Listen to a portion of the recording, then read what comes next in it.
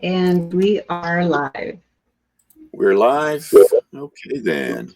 This is great. All right, I'm not ready. All right, so hi, and welcome to our viewers and our channel. If you haven't been here before, my name is Roger, and I'm here with Tagg. I think Tagg has a co-host.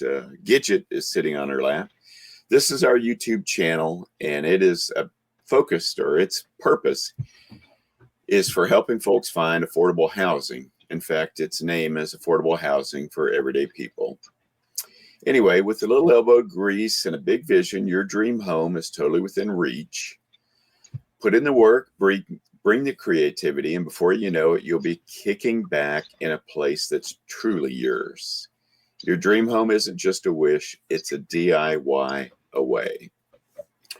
And with that being said, today we're taking a look at a house that is located in Washington, Georgia. This is a 2-bedroom, 1-bath home that is 900 square feet. The address is 316 South Jefferson Street. And again, it's in Washington, Georgia. It is a single-family home that is listed for sale for $45,900. It was built in 1920. We are reviewing the house from the Realtor.com website. There are 8 photos for us to look at and talk about. And so now I'm going to hand things off to Tagg so that she can introduce the house to us and take it from here. Yeah, right now I'm just stuck on the estimated monthly price of $264 a month to own this home. I think my first apartment back in the early 90s was about $264. Times have really changed because it's in the thousands. So anyway, cute little house. Looks like the roof is metal, right? It's kind of hard to tell. It is, I believe. Yeah. Okay. So, cute little porch, 900 square feet. I mean, it's not bad. Okay, there's an extra structure back here. I wonder if this is part of it, or I guess only time will tell. Okay, so I like you. I'm sorry, what? I was going to say, let's take a look at those other exterior photos to see if they give us a clue of what's going on the one we just saw. Okay. They do not. Sorry to have wasted our time. Well, at least now we know. I mean, that would be very close for a neighbor. So maybe something's going on back there. Yeah, something's going on. I would definitely get clarification from the realtor on that situation. But I like to start with the kitchen, and basically you have a blank canvas. It would be nice to know what's on the other side of this wall here, so we can try to figure out a floor plan that would work for the kitchen. Love that there is all this light in here. Of course, you need some ceiling repair and also a new floor. But I mean, these are obvious things. What I'm mostly concerned about is the layout of the room itself. So we only have one picture here, no floor plan. So we're going to move over to more, unless, Roger, you have something you want to add to this? I don't. I mean, even if you did not want to completely redo the kitchen, they've already started completely redoing it. So, you just have to embrace that and just go with it. Make your own selections, make your own choices, pick your own textures, flooring, walls, and backsplash and cabinets. So I'll just shut up now. It's obviously a redo, and it's understood, I believe. Yeah, but the price of the home, $39,900. Yeah, you can you can make those renovations without digging so deep and being strapped, trying to make your mortgage payment and upgrade your home at the same time. So here we have another room. Not sure what this is. Can't tell because there's no external door. So it would be nice if those sheets were off so we can just see how much sunlight is in that room. Yeah. Yeah. So it could be a master bedroom. It looks fairly large, but moving on, let's see what else we have here. Pretty much the same, just a different angle. What are your thoughts? My kind of gut feeling was that in the previous photo, we were looking at like a bed frame. Oh, okay. Yeah. So I'm not sure, I don't know. We're not there. We can't say for certain, but it does lead me to believe it's more of a master bedroom look. It seems like a long room, but I'm sure they're using their wide angle lens or whatever kind of lens that realtors use, or excuse me, that people that take photos of a home typically use, and it makes things look larger than they are. It's kind of like that whole your rear view mirror of your car says objects are closer than they appear.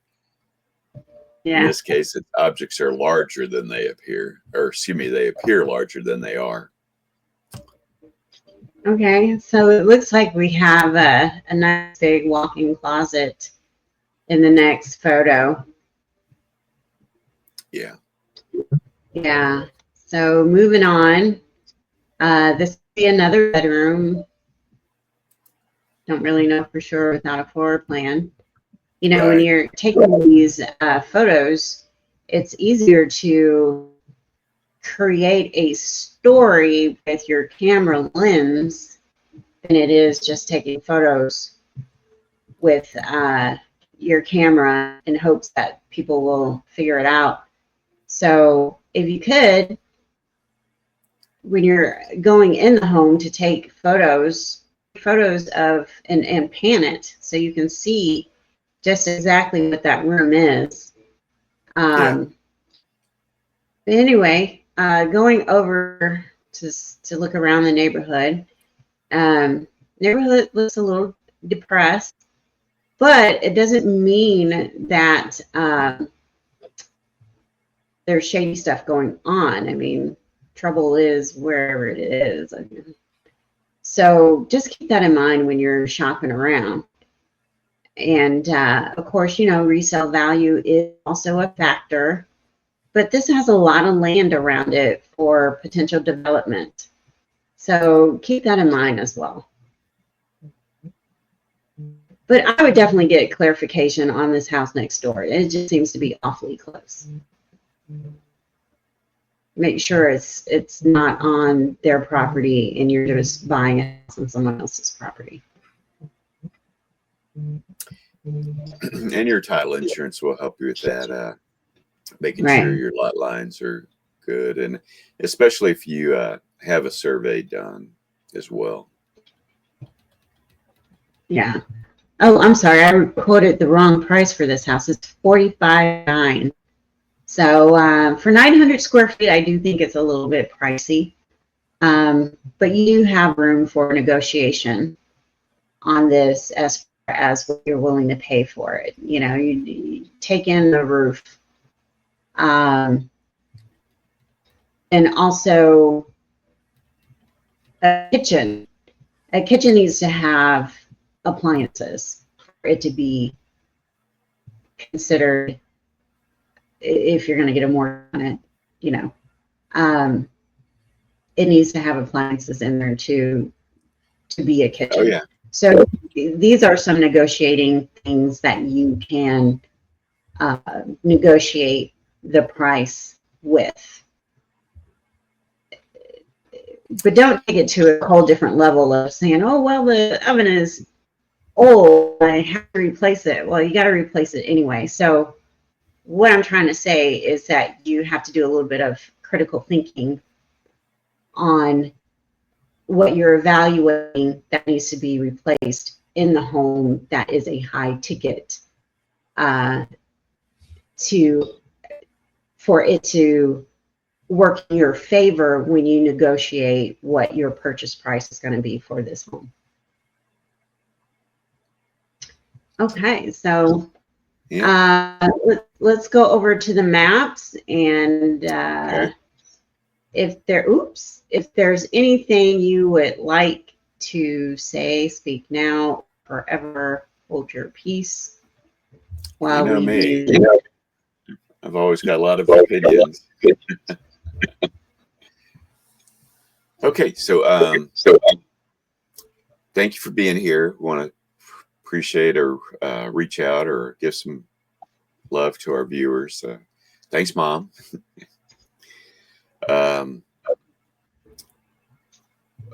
In case it's not apparent, what we're trying to do here is help people that are in a home search find a home that they can afford, that are willing to do a little work to make that happen. And we know, some folks are in a different financial situation than others. So we just want to say the very best of luck to you in your home search and finding what you need and getting into it, getting that home, getting signed on the dotted line and making it your own. And then what happens next afterwards is just as important, being able to make it your own.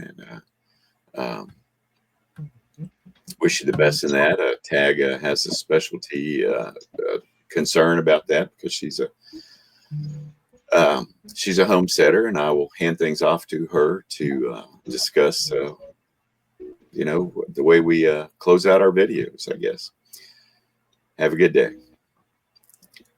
Okay, so that pretty much wraps up our video.